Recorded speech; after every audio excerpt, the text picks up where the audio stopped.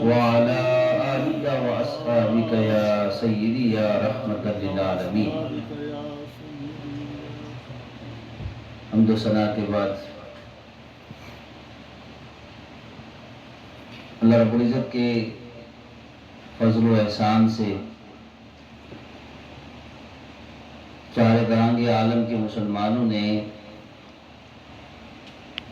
ایک مبارک مہینہ جس سے ہم گزر کے آئے، رمضان المبارک، جس میں ہر مسلمان کے پاس یہ چانس ہوتا ہے کہ وہ اپنے گناہوں کی تلافی کا سامان کر سکے۔ اور پھر جو ابھی یہ مہینہ آگے آنے والا ہے جس کو ذی الحجہ کہا جاتا ہے، یہ بہت مبارک مہینہ ہے۔ اسلامی مہینوں کے اندر یہ مہینہ بڑی نمایاں اہمیت اور اپنی پوزیشن رکھتا ہے،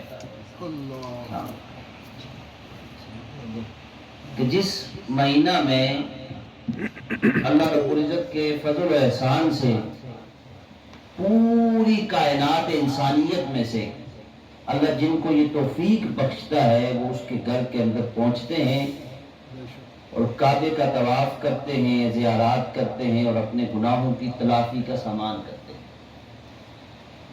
یعنی رمضان میں تو یہ ایک کھلی اپرچونٹی ہوتی ہے سب کے لیے کہ جو جہاں ہے وہ اپنی بخشش کا سامان کر سکتا ہے، لیکن اس مہینہ میں جو بندہ وہاں پہ پہنچتا ہے تو اللہ کے حبیب فرماتے ہیں کہ جو انسان حج کرتے ہوئے فسق و فجور سے محفوظ رہتا ہے،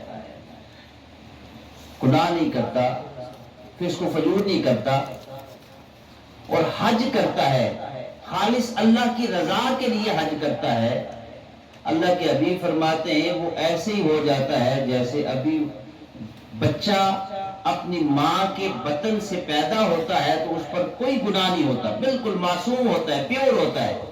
اسی طرح وہ انسان جو حج کرتا ہے خالص اللہ کی رضا کی نیت سے اور فسق و فجور سے محفوظ رہتے ہوئے خود کو اپنے دامن کو گناہوں کی آلودگی سے بچاتے ہوئے حج کرتا ہے تو وہ ایسے ہی ہو جاتا ہے جیسے ایک دن کا معصوم بچہ ہو۔ جو آیت مقدسہ میں نے پڑھی اس میں اللہ رب العزت نے ارشاد فرمایا ان اول بیت وضع للناس ببکۃ مبارکا وہدی للعالمین، کہ بے شک ہم نے جو لوگوں کے لیے سب سے پہلا گھر وضع کیا، بنایا، وہ بکہ جو ہے یہ مکہ کو کہتے ہیں، مکہ کا پرانا نام۔ وقت کے ساتھ ساتھ مرور زمانہ علاقوں کے نام چینج ہوتے رہتے ہیں، تو اسی طرح بکہ یہ پہلا نام تھا، وہ چینج ہو کے مکہ ہو گیا۔ اس پہ پھر مفسرین نے، آئمہ نے اس پہ مختلف آراء کا اظہار کیا، اور یہ جو جگہ تھی جس جگہ پہ کعبۃ اللہ کی تعمیر کی گئی، بعض نے کہا کہ یہ وہ گھر ہے اللہ نے جس کی بات کی کہ پوری کائنات میں ابتدائے افرینش سے یہاں اس دنیا میں کوئی بھی جو مکان بنا تو سب سے پہلا مکان یہ گھر کعبۃ اللہ بنا۔ بعض نے یہ کہا کہ زمین میں تو مختلف مکان بنے لیکن جو عبادت کے طور پر کوئی گھر بنا تو وہ یہ گھر بنا، کعبۃ اللہ بنا۔ تو اس بحث میں پڑے بغیر جو اللہ رب العزت نے زمین بنائی ہے، فسرین نے لکھا کہ یہ وہ سینٹرل پوائنٹ ہے، اس پوری کائنات میں پانی تھا، جب یہ کائنات بنی زمین تو ہر طرف پانی تھا، تو پانی میں سے اسی لیے اس کے مکہ کے بڑے نام ہیں، اس کو ام القریٰ بھی کہا قرآن نے۔ ام کا مطلب ہوتا ہے ماں، ام القریٰ، قریٰ کہتے ہیں بستی کو، ام القریٰ یعنی بستیوں کی ماں، بستیوں کا منبع، جہاں سے کسی زمین نے، بستی نے اپنے وجود کا جنم لیا، وہ جگہ، اس لیے مکہ کو ام القریٰ کہا قرآن نے۔ تو مفسرین نے لکھا کہ یہ وہ سینٹرل پوائنٹ تھا جو کعبۃ اللہ جہاں پہ تعمیر ہوا، یہاں سے پانی نے سکڑنا شروع کیا اور زمین نے اپنا وجود لینا شروع کیا. جہاں سے پانی نے سکڑنا شروع کیا اور زمین کی نمود شروع ہوئی، وہ جگہ کعبۃ اللہ کی جگہ ہے. اس لیے اس مکہ کو ام القریٰ کہا گیا. اب رہی یہ بات کہ یہ کب سے کعبۃ اللہ ہے، یہ کب سے بیت اللہ ہے، یہ کب اس کو بنایا گیا. تو اللہ رب العزت نے فرشتوں کی عبادت کے لیے بیت المعمور بنایا ہے آسمانوں پر، عالم بالا میں. بیت المعمور فرشتے اس کا طواف کرتے ہیں. تو مفسرین نے لکھا کہ عین اس کے نیچے زمین پر بیت اللہ شریف کو تعمیر کیا گیا. اس کی جو سب سے پہلی تعمیر ہے وہ جناب آدم علیہ نبی علیہ الصلوۃ والسلام نے فرشتوں کے ساتھ مل کر کی. اب جب تعمیر ابراہیمی کا ذکر آتا ہے قرآن میں تو یہ دوسری تعمیر ہے. وَإِذْ يَرْفَعُ إِبْرَاهِيمُ الْقَوَاعِدَ، جب ابراہیم علیہ السلام نے اس کی بنیادوں کو اٹھایا، تو مطلب یہ کہ کوئی بنیادیں تھی تو وہاں سے ان دیواروں کو اٹھایا گیا نا. تو جو مفسرین نے لکھا کہ جناب نوح علیہ السلام کے دور میں جب طوفان نوح آیا تو پھر اس کو اٹھا لیا گیا. اب یہ وہ مبارک جگہ ہے جہاں پہ ابراہیم علیہ السلام کو حکم ہوا کہ میرے بندوں کے طواف کے لیے، حج کے لیے، زیارت کے لیے میرے گھر کو تعمیر کیا جائے. جناب ابراہیم علیہ السلام نے اپنے بیٹے جناب اسماعیل علیہ نبی علیہ الصلوۃ والسلام کے ساتھ مل کر بیت اللہ شریف کو دوبارہ تعمیر کیا. یعنی نبیوں کا دادا جناب ابراہیم جو ہیں، اگر ان کی ہسٹری کو دیکھا جائے تو آج جتنے بھی آسمانی مذاہب کے ماننے والے ہیں، ان سب کے دادا، ان سب کے قائد، ان سب کے بڑے جناب ابراہیم علیہ السلام. یعنی جناب ابراہیم علیہ السلام کی ذریت میں ایک طرف اللہ رب العزت نے آپ کی اولاد میں جناب اسحاق کو پیدا فرمایا اور ایک طرف جناب اسماعیل کو پیدا کیا. جو جناب اسماعیل ہیں یہ سیدہ ہاجرہ کے بطن سے پیدا ہوئے. سیدہ سارہ آپ کی پہلی بیوی ہے. یعنی جناب ابراہیم کو جو اللہ نے مقام دیا نا، اس پہ انسان قربان جائے. یہ جو مقام ملتا ہے کسی انسان کو، یہ اس کے سارے امتحانات سے گزرنے کے بعد جا کے ملتا ہے. آپ دنیا کو دیکھ لیجئے، مثال کے طور پر ہم دنیا میں کسی کو دیکھتے ہیں، کسی کا گیس اسٹیشن ہے یا ریسٹورنٹ ہے یا اس کا اچھا بزنس ہے یا اس کے پاس پراپرٹی ہے، تو ہم کہتے ہیں یہ اس بندے کے پاس بڑا پیسہ ہے. ہم آج اس کو اس پوزیشن پہ دیکھ رہے ہیں، لیکن اس نے جو محنت کی ہے وہ 20 سال 25 سال پہلے سے وہ محنت کرتا چلا آ رہا ہے. اور بھلے گپ نہیں کیا، اس نے محنت تو کی نا، کریڈٹ کارڈ ہی مارے سے، لیکن اسے محنت ہی کی تھی، انہیں محنت لگی. مطلب کہنے کہ اللہ میں محفوظ رکھے ایسے کاموں سے. لیکن کسی کی دولت کو، کسی کے سٹیٹس کو دنیاوی طور پر دیکھ کر ہم یہ کہتے ہیں کہ یار اس کے پاس یہ ہے، اللہ نے بڑا نوازا وہ اسے. لیکن یہ نہیں دیکھتے کہ یہاں پر پہنچنے کے لیے 20-25 سال اس نے کتنی محنت کی ہے. تو جناب ابراہیم کا جو سٹیٹس ہے نا، اللہ نے ان کو سارے نبیوں کا دادا بنا دیا، بنی اسرائیل کے جتنے نبی ہیں. یعنی اگر آپ انبیاء کی لسٹ کو نکالیں تو 70-80% انبیاء تو یہ بنی اسرائیل میں آئے. تو ان سارے نبیوں کا دادا اللہ نے جناب ابراہیم کو بنا دیا. تو اس کے پیچھے جناب ابراہیم کی وہ لازوال قربانیاں ہیں جن کی وجہ سے اللہ نے ان کو وہ مقام عطا فرمایا. تو جناب ابراہیم علیہ السلام، سیدہ سارہ کے بطن سے کوئی اولاد نہیں تھی، آپ کی چچا زاد تھی. ان کے پاس ایک لونڈی تھی سیدہ ہاجرہ، انہوں نے ان کو گفٹ کر دی. اللہ نے ان کے بطن سے، سیدہ ہاجرہ کے بطن سے جناب اسماعیل علیہ نبینا علیہ الصلوۃ والسلام کو پیدا فرمایا۔ جو انہوں نے قربانی دی سیدہ سارہ نے، ایک عورت کے لیے بڑا مشکل ہوتا ہے اس کے اوپر سوکن آئے تو اس کے صلے میں اللہ نے ان کو بھی بیٹا عطا فرمایا جناب اسحاق کی صورت میں۔ یہ بڑا مشکل ہوتا ہے عورت کے لیے، تو جناب اسحاق کی صورت میں اللہ نے جو انہوں نے قربانی دی تھی اس کے بدلے میں اللہ نے ان کو جناب اسحاق جیسا بیٹا عطا فرمایا۔ اب جناب اسحاق سے جناب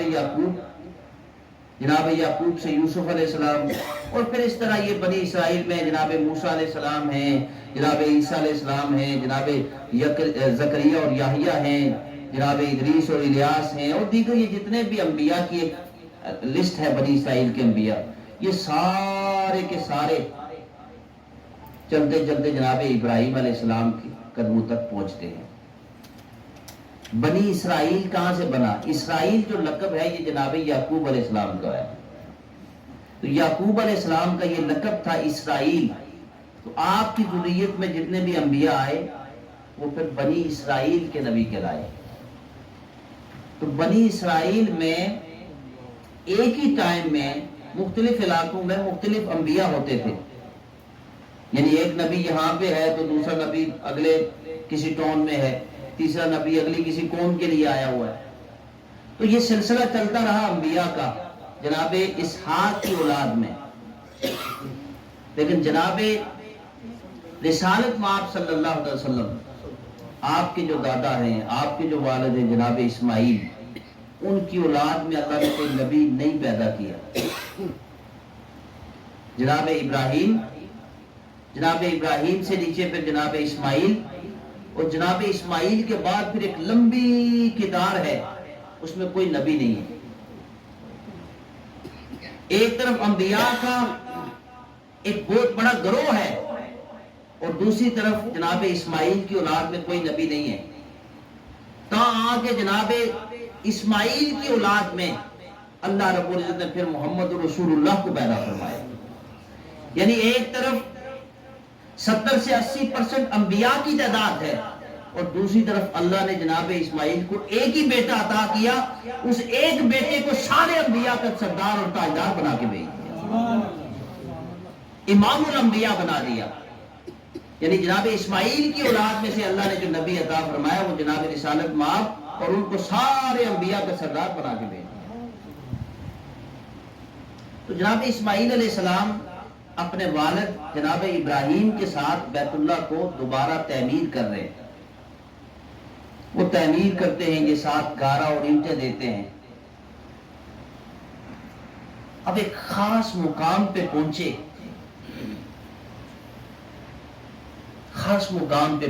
اور اس کو تعمیر کر چکے۔ جب کوئی مزدور لگے ہوں، مستری لگے ہوں، کام کر رہے ہوں، تو ایک وقت آتا ہے نا کہ وہ اپنا کام مکمل کر کے اب وہ گھر کو جا رہے ہیں، وہ کچھ مانگیں گے اپنے مالک سے، وہ تقاضا ہوگا اس سارا دن کی جو انہوں نے محنت اور مشقت کی، اس کا اجر، یعنی اس کی مزدوری لیں گے وہ۔ اب جب یہ دونوں باپ بیٹا اللہ کی رضا حاصل کرنے کے لیے بیت اللہ شریف کو تعمیر کرتے رہے، اب اس کو مکمل کیا تو جناب ابراہیم نے ہاتھوں کو اٹھا دیا، ربنا تقبل منا، اے اللہ اس سے ہماری اس ایفرٹ کو اپنی بارگاہ میں قبول فرما لے، ربنا وابعث فیہم رسولا، اے اللہ ہم میں وہ رسول مبعوث کر دے۔ اب جناب ابراہیم کو تو پتا تھا، تو اللہ کی بارگاہ میں جو اپنی اس ساری محنت اور مشقت کی جو مزدوری طلب کر رہے ہیں، وہ مزدوری فقط یہ ہے کہ یا اللہ مجھے محمد کا دادا بنا دے، یا اللہ وہ جو تیرا محبوب نبی ہے، وہ جس نبی کی ذات کے لیے، جس نبی کے ذکر کو بلند کرنے کے لیے، وہ نبی جس کو تو نے اپنا محبوب قرار دیا ہے، اس محبوب نبی کو میری آل میں سے پیدا فرما، اس کو ہماری آل میں سے، میری اولاد میں سے مبعوث فرما۔ اب جناب اسحاق بھی جناب ابراہیم کی اولاد میں سے تھے، تو ان کو بھی مل سکتا تھا۔ جناب رسالت مآب کی جو کا جنم ہے وہ ان کی اولاد میں بھی ہو سکتا تھا، لیکن جب جناب ابراہیم دعا کر رہے تھے تو ساتھ جو مزدور لگا ہوا تھا، ساتھ جو ان کو اینٹیں اور گارے پکڑا رہا تھا، وہ جناب اسماعیل تھے۔ اللہ نے جناب اسماعیل کے حق میں اس دعا کو قبول کر لیا۔ اور آپ اندازہ لگائیں کہ جناب اسماعیل کی اولاد میں کوئی نبی آئے ہی نہیں، وہ ساری لسٹ خالی رہی، اور دوسری طرف اللہ نبی دیتا رہا۔ جناب اسحاق، جناب یعقوب، جناب یوسف، جناب زکریا، جناب یحییٰ، جناب موسیٰ، جناب عیسیٰ، جناب شعیب، یہ کتنے نبی آئے، لیکن ادھر کوئی نبی نہیں آیا۔ اللہ نے اس دعا کو محفوظ کر لیا، اور پھر جناب اسماعیل کی اولاد میں حضور تاجدار کائنات صلی اللہ علیہ وسلم کا تولد فرمایا اور سب کا امام بنا دیا۔ اب وہ جو پتھر تھا جہاں پہ جناب ابراہیم نے کھڑے ہو کر دعا مانگی، اس پتھر پر جناب ابراہیم کے قدم سخت ہو گئے۔ جناب ابراہیم کی ساری زندگی پتھروں پر گزری، ریگستانوں اور پہاڑوں پر گزری۔ آپ عراق میں پیدا ہوئے، فلسطین میں آئے، مطلب آپ پھرتے رہے پوری کائنات میں، کتنے پتھروں پر گزرے ہوں گے آپ، کتنی دعائیں آپ نے مانگی ہوں گی، لیکن کسی پتھر پر جناب ابراہیم کے پاؤں سخت نہیں ہوئے۔ جب اللہ کے حبیب کے میلاد کے لیے، ان کی پیدائش اپنی اولاد میں مانگنے کے لیے آپ نے دعا کی، اللہ نے جناب ابراہیم کے قدموں کو ان پتھروں پر ثبت کر دیا، محفوظ کر لیا ان قدموں کے نشانوں کو، اور پھر فرمایا اے میرے ابراہیم، اب یہ میں نے قانون بنا دیا ہے کہ کوئی حج اور عمرہ کے لیے آئے وہ تیرے اس مقام پر 2 نفل پڑے گا۔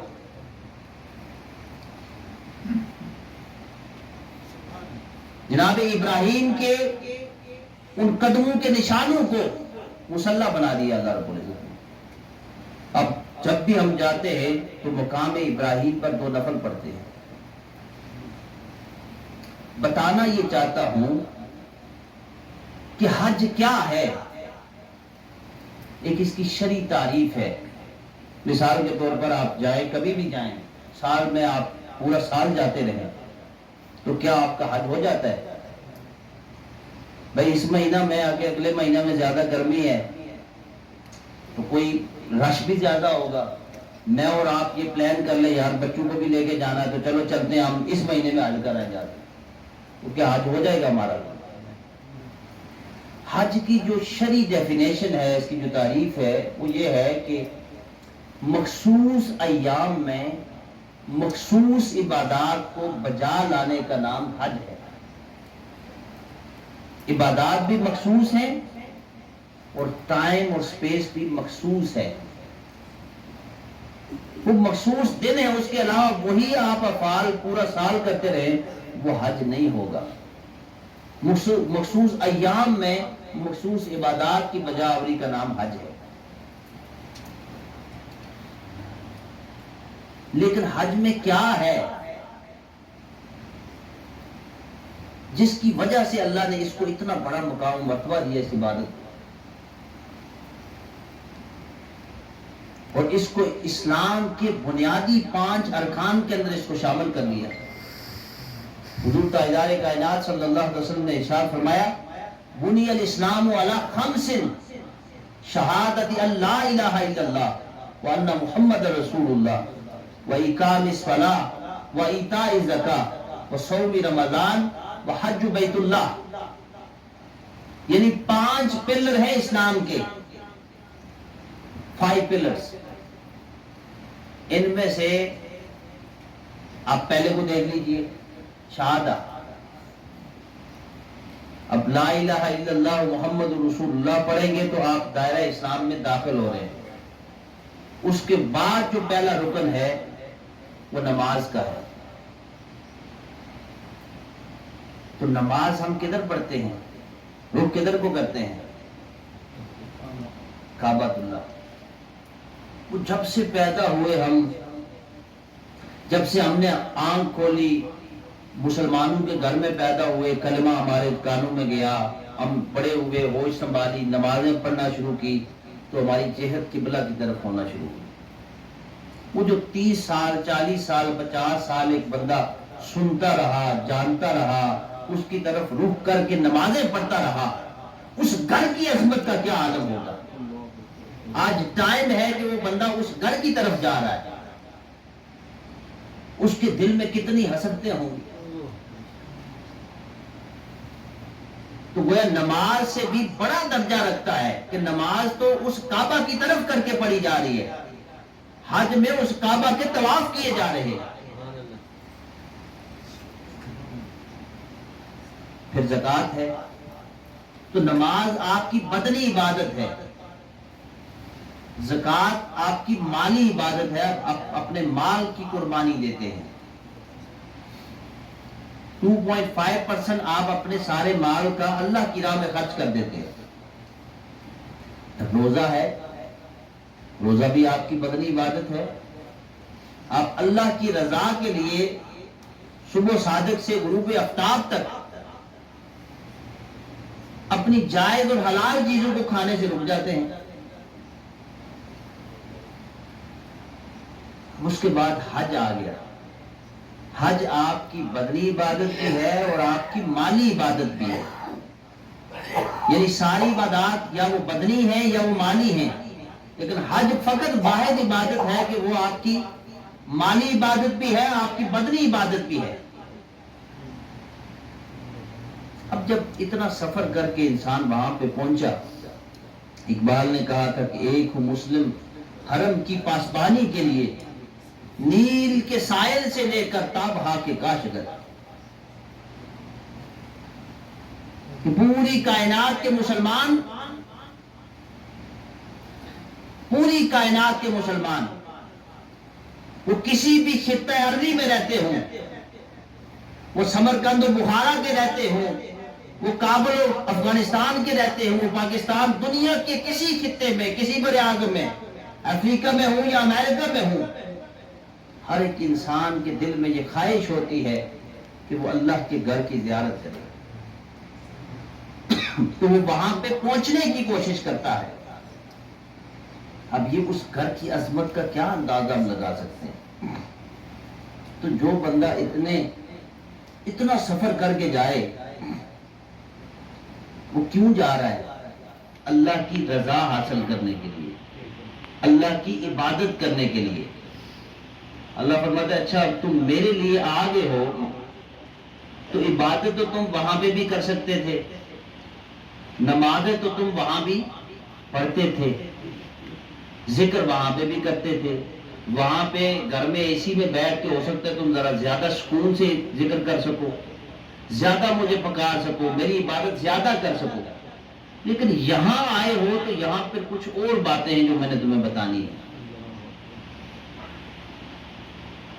وہاں صرف نماز نہیں ہے، وہاں بہت کچھ ہے جو اللہ بتاتا ہے، دکھاتا ہے، سکھاتا ہے، کیونکہ حج یہ ہے کہ اللہ کے محبوب بندوں کی اداؤں کو ادا کرنے کا نام حج ہے۔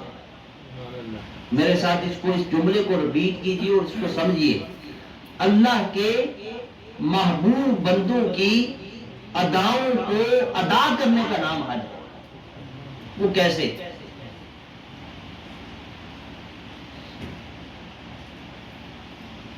آپ دیکھ لیجئے، جناب ابراہیم نے جب حج کی ابتدا ہوئی، اللہ کی طرف سے حکم ہوا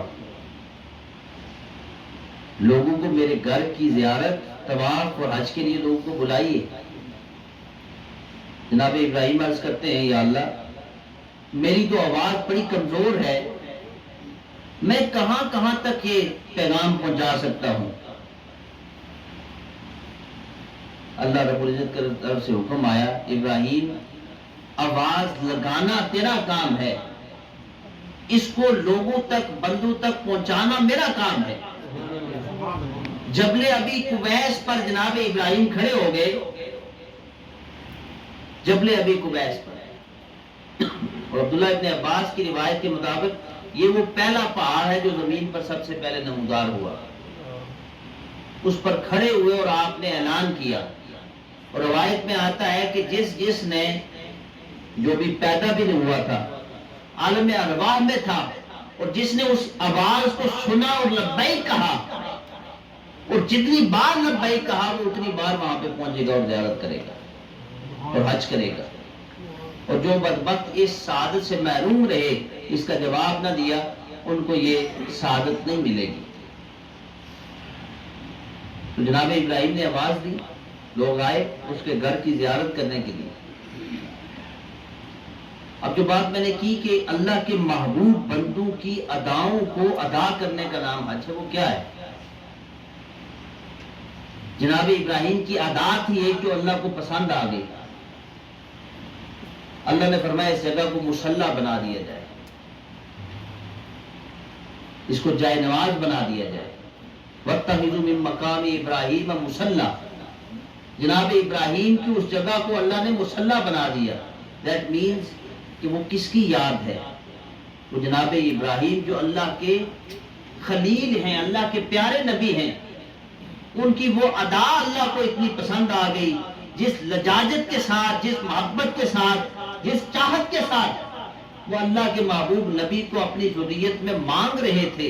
اللہ کو اتنا پسند آ گیا, فرمایا رہتی دنیا تک کوئی حج کرے یا عمرہ کرے اس کا حج اور عمرہ اس وقت تک مکمل نہیں ہو سکتا جب تک وہ میرے ابراہیم کے قدموں پر آ کر 2 نفل نہیں پڑے. یہ کیا ہے؟ نفل تو ہم گھر میں بھی پڑھ سکتے ہیں لیکن اس مقام پر کیوں پڑھائے؟ وہ ادا ہے جناب ابراہیم کی جو اللہ کو پسند آ گئی.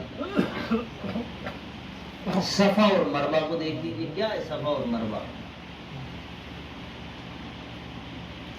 صفا اور مروہ وہ 2 پہاڑیاں تھیں, وہ جگہ تھی جہاں پہ اللہ کی محبوب بندی جناب سیدہ ہاجرہ اپنے بیٹے نونہار شیر خار بچے جناب اسماعیل کو لے کے وہاں پہ پہنچی. اب ہماری بھی خواتین ہیں, خواتین خانہ ہیں, اوپر نیچے ذرا کچھ زیر و بم ہو جائے تو قیامت آ جاتی ہے. عید کا سوٹ نہیں ملے گا تو اس پہ ہنگامہ ہو جائے گا. گھر میں کھانے کی کوئی چیز آفر ہوئی تو یا وہ ڈیمانڈ ہوئی تو وہ نہیں پہنچی تو اس پہ ہنگامہ ہو جائے گا. چلیے چھوٹی چھوٹی باتوں پہ بڑی ٹیک کیئر کرنی پڑتی ہے گھر چلانے کے لیے. تو جناب ہاجرہ بھی جناب ابراہیم کی بیوی تھی. چند دنوں کا شیر خار بچہ ہے.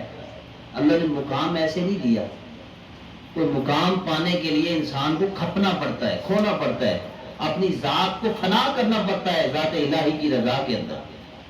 اپنی رضا کو رضا الہی میں فنا کرنا پڑتا ہے, پھر جا کے مقام بقا ملتا ہے اور پھر وہ رہتی دنیا تک اللہ ان کو قائم کر دیتا ہے. تو جناب ابراہیم سیدہ ہاجرہ کو جناب اسماعیل کو لے کے نکلے. جب وہاں پہ پڑاؤ کیا اس وادی غیر عزیز زرع میں, یعنی جہاں پہ نہ کوئی بندہ ہے نہ بندے کی ذات ہے,